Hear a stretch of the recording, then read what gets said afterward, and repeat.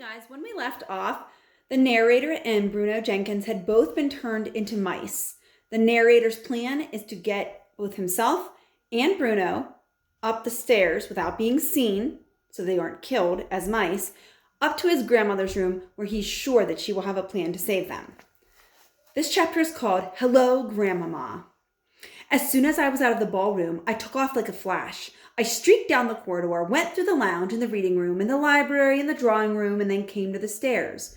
Up the stairs I went, jumping quite easily from one to the other, keeping well against the wall all the time. "Are you with me, Bruno?" I whispered. "Right here," he said. My grandmother's room and my own were on the 5th floor. It was quite a climb, but we made it without meeting a single person on the way because everyone was using the lift. And lift in England is a fancy name for an elevator. So everyone else was using the elevator. Bruno and the narrator could use the stairs without being noticed. On the 5th floor, I raced along the corridor to the door of my grandmother's room. A pair of her shoes was standing outside the door to be cleaned. Bruno was alongside me. "What do we do now?" he said. Suddenly, I caught sight of a chambermaid coming along the corridor towards us. I saw at once that she was the one who had reported me to the manager for keeping my pet mice. Not, therefore, the sort of person I wanted to meet in my present condition. "Quick," I said to Bruno, "hide in one of those shoes." I hopped into one shoe and Bruno hopped into the other. I waited for the maid to walk past us. She didn't. When she came to the shoes, she bent down and picked them up. In doing this, she put her hand right inside the one I was hiding in. When one of her fingers touched me, I bit it. Oh, it's surely a silly thing to do, but I did it instinctively without thinking. The maid let out a scream that must have been heard by ships far out in the English Channel, and she dropped the shoes and ran like the wind down the corridor. My grandmother's door opened. "What on earth is going on out here?" she said. I darted between her legs and into the room, and Bruno followed behind me. "Close the door, Grandmama!" I shouted. "Please hurry!"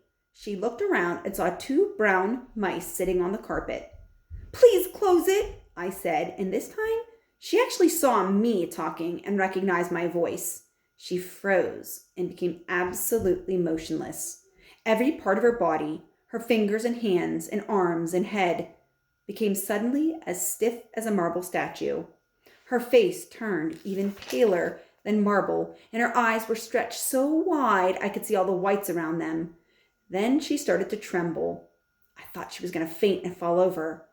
"Please close the door quickly, Grandmama," I said. "That awful maid might come back." She somehow managed to gather herself together enough to close the door. She leaned against it, staring down at me, white-faced and shaking all over. I saw tears beginning to come out of her eyes and go dribbling down her cheek. "Don't cry, Grandmama," I said. "Things could have been a lot worse. I did get away from them. I'm still alive, and so is Bruno." Very slowly, she bent down and picked me up with one hand. Then she picked Bruno up with the other hand, and they put us both on the table.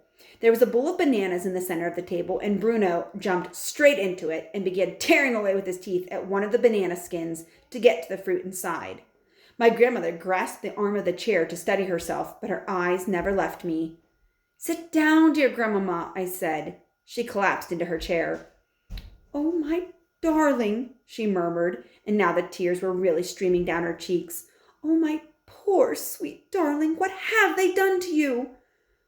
"I know what they've done, Grandmama, and I know what I am. But the funny thing is, I honestly don't feel especially bad about it. I don't even feel angry. In fact, I feel rather good. I know I'm not a boy any longer, and I never will be again. But I'll look quite all right, as long as there's always you to look after me." I was not just trying to console her. I was being absolutely honest about the way I felt. You might think it was odd that I wasn't weeping myself. And it was odd. I simply can't explain it. "Of course I'll look after you," said my grandmother.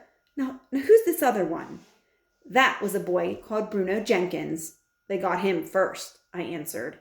My grandmother took a new, long, black cigar out of the case in her handbag and put it to her mouth. She got out a box of matches. She struck a match, but her fingers were shaking so much that the flame kept missing the end of the cigar. When she got it lit at last, she took a long pull and sucked in the smoke. That seemed to calm her down a bit.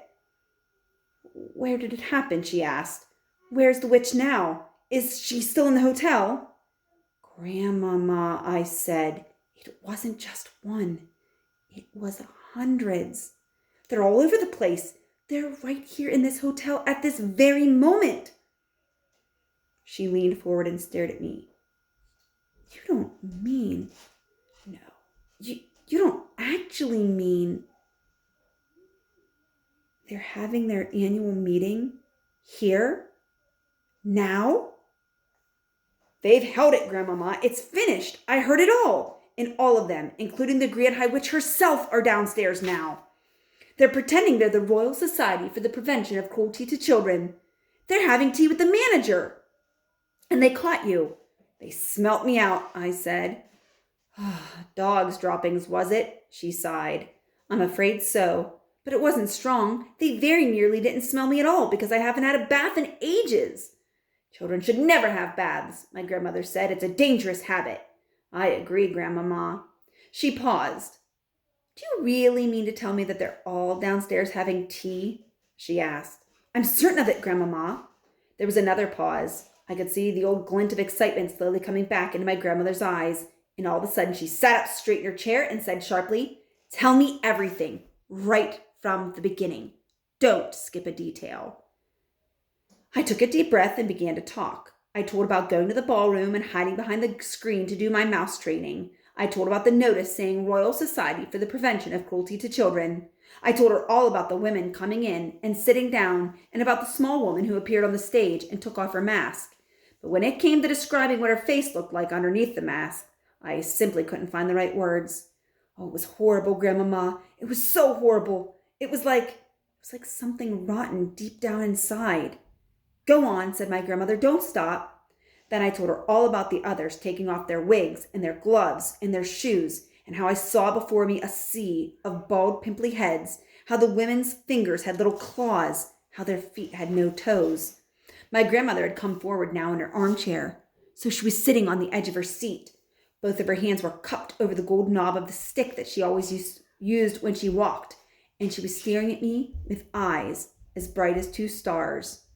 Then I told her how the Grand High Witch had shot out the fiery white-hot sparks, how they had turned one of the other witches into a puff of smoke.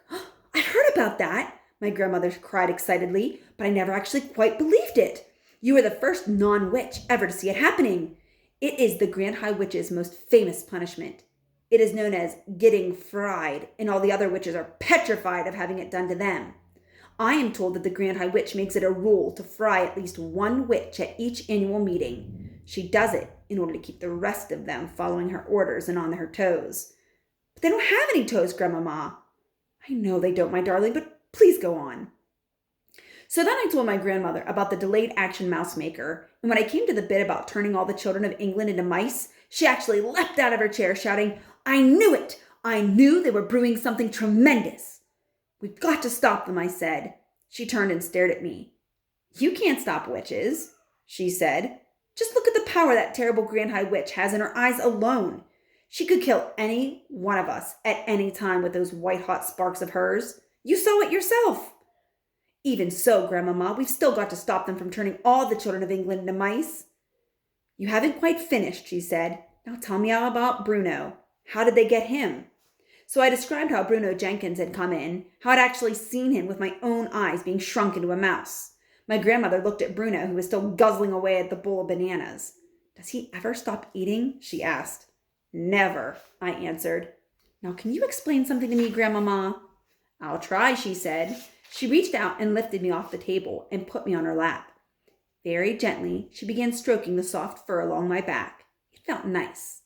Now, what is it that you want to ask me, my darling?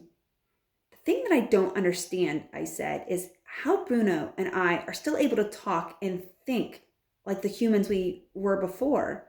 Well, it's quite simple, my grandmother said. All they've done is shrink you and give you 4 furry legs and a furry coat. But they haven't been able to change you into a 100% mouse. You are still yourself in everything except your appearance. You still got your own mind, your own brain, your own voice, and thank goodness for that.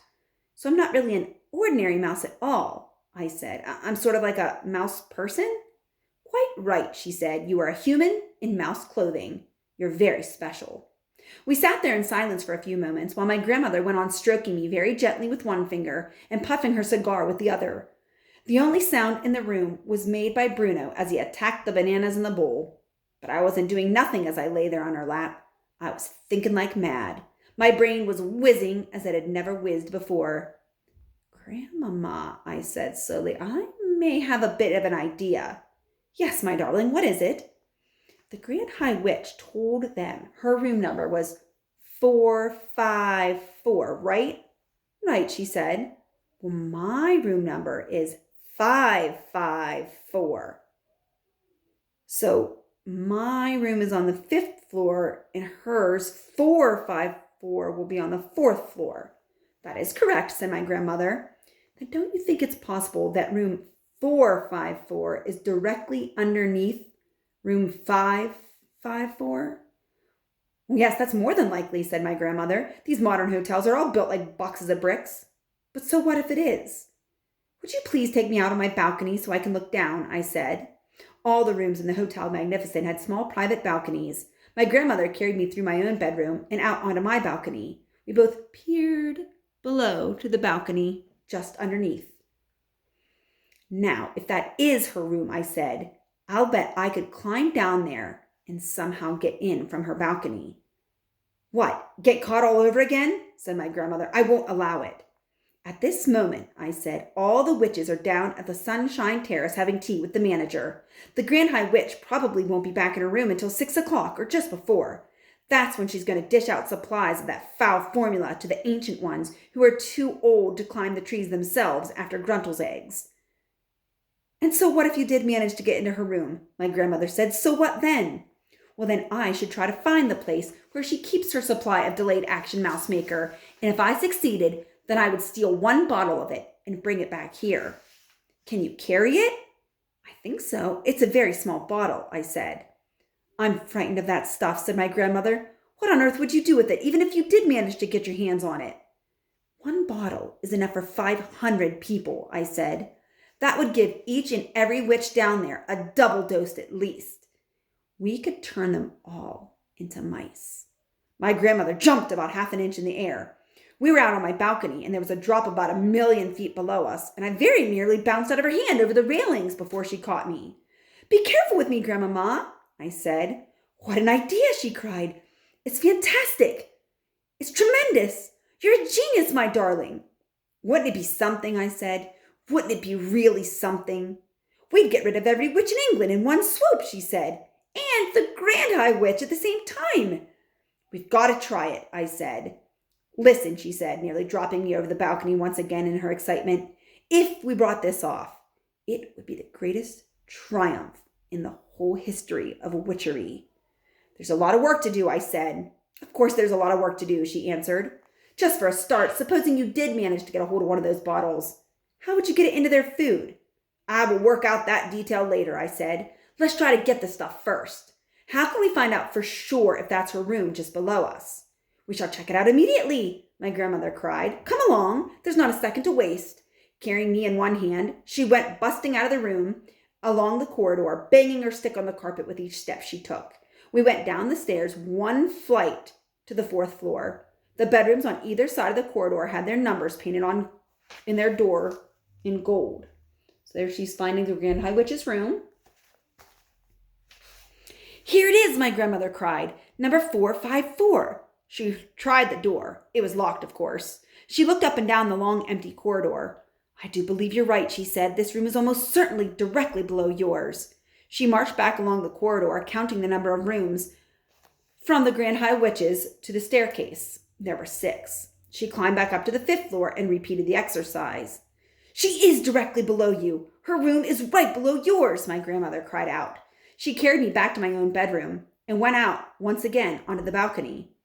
"That's her balcony down there. And what's more, the door from her balcony to her bedroom is wide open. How are you going to climb down there?" "I don't know," I said. "Our room's in the front of the hotel. They look directly down on the beach and the sea. Immediately below my balcony, thousands of feet below, I could see a spiked fence, a railing. If I fell, I'd be a goner." "I've got it," my grandmother said. With me in her hand, she rushed back to her own room and began rummaging in the chest of drawers. She came out with a ball of blue knitting wool. One end of it was attached to some knitting needles and a half-finished sock she had been knitting for me. This is perfect. I shall put you in the sock and lower you down to the Grand High Witch's balcony. But we must hurry. Any moment now that monster will be returning to her room. Okay, that's the end of the chapter. Tune into the next video to hear all about the mouse burglar.